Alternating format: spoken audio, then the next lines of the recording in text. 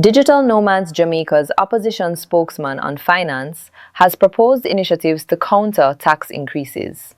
One such proposal by Julian Robinson is a visa valued at $2,000 per annum for digital nomads. Madam Speaker, the next second revenue initiative we are proposing is the establishment of a digital nomad program.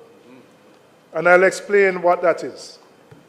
That is a special legal permit allowing remote workers, freelancers, and entrepreneurs to live and work in Jamaica while employed by a company or clients anywhere in the world.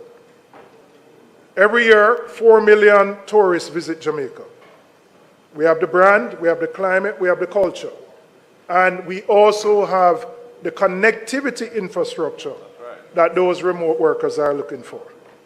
What we do not have as yet is a structured program that allows them to stay longer, to work from here and spend their money right here in Jamaica. Digital nomads are people who work remotely using the internet while traveling or living in different locations. Instead of staying in one city or country, they move around while conducting their jobs or businesses online. These jobs include, but are not limited to, software development/programming, graphic design or blogging, digital marketing, online teaching or tutoring, video editing, running an e-commerce store. The proposal is a good one. However, there are advantages and disadvantages. An advantage of opening up Jamaica to digital nomads are increased revenue through visa offerings and the potential of what they spend in the local economy.